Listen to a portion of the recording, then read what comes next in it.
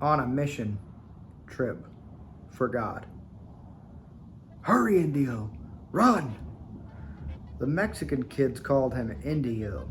I think it meant what was similar to what whites would say about crazy kids by calling them wild Indians.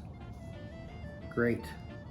I'm in a chapter about how not to community, and I'm a white guy saying Mexicans were talking shit about Indians.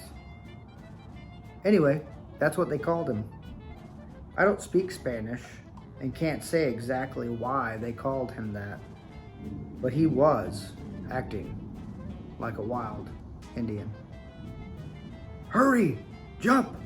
Hide!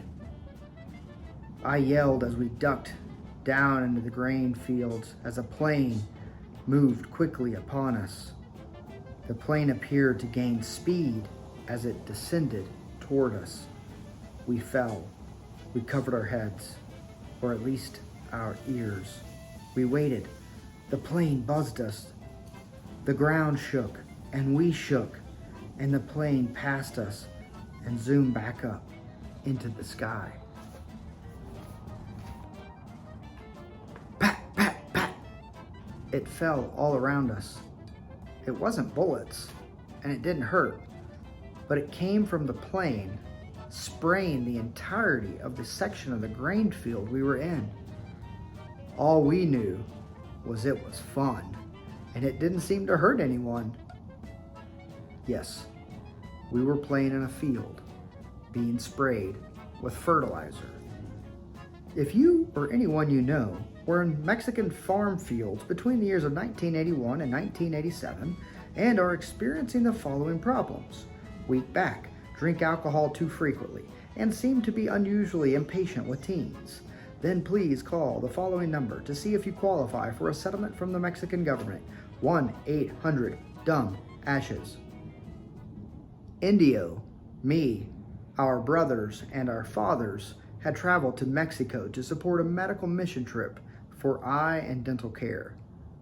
Although I did not participate in this trip, it was by far the most meaningful mission trip of many that I would go on in my early years. In my teen years, and more so now, I question what we were doing helping people in Mexico when there were plenty of people in our town, in our community, that could benefit from some assistance. I'm pretty sure of the answer, but I'm not going to share it right away. Sorry, no easy answers here. But these thoughts didn't stop me from tripping with my Christian brothers and sisters on many occasions to Mexico. Most of these visits to the poor, happy Mexicans were purposed to build churches. I don't really remember building so much as getting in trouble for not building, as much as the older girls on the trip. We would spend our mornings and afternoons digging ditches and mixing concrete, and in the evenings, we would have devotionals.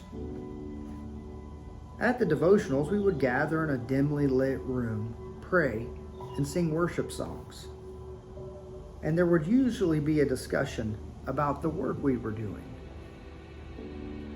The chat almost invariably centered around the comment, "We come down here to give to these people, and instead, through their poverty of spirit and simple joy, they give to us more than we could ever give to them." It was true. These poor, happy Mexicans were full of joy. And they did give us privileged white teens a bigger understanding of love and happiness that transcended our annual tradition of sharing the newest pair of Air Jordans with those in our family. But did we think we were giving them something in return? Or were we just taking their poverty of spirit free of charge?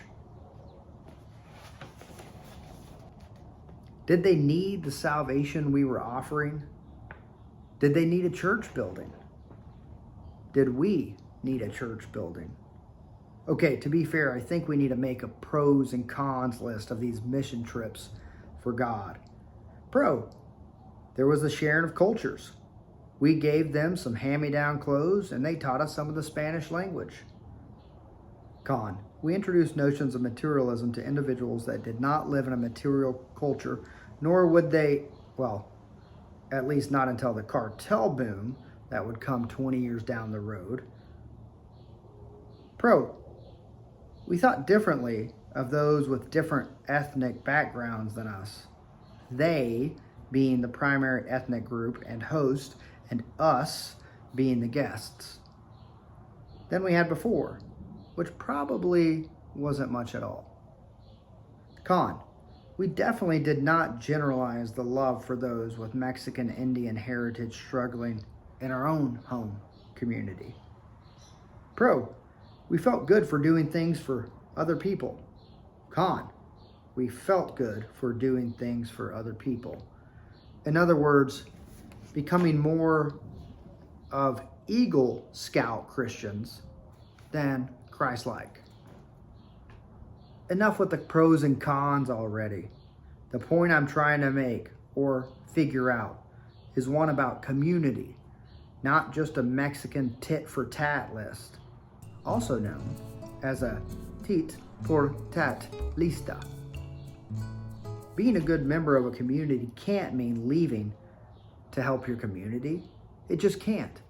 Why? Because you have to get your inner hoops together first, working from the inside out. You can't just travel hundreds or thousands of miles to help out with someone else's hoop. You can, but you'd have to hop over all the other hoops to get there. And playing hoopscotch means disregarding the hoops that the further away hoops are built on. Oh, I forgot. A few more pros and cons. Pro, being with people different from yourself and different from your family or community makes you a more well-rounded person and less of an asshole to people different from you. Con, unless you saturate yourself with other people, form hoops together, this above-mentioned pro will not maintain. You'll feel nice and humble for a few weeks, but then you'll go back to looking down on the poor, unhappy Mexican Americans from across town breaking into cars on your side of town. Pro, it's better to be called a wild Indian running through grain fields, dodging fertilizer from the heavens with poor, happy Mexicans than, con, to be the rich, unhappy, Eagle Scout Christian dropping fertilizer on poor, happy Mexican kids. Mi corazón revive.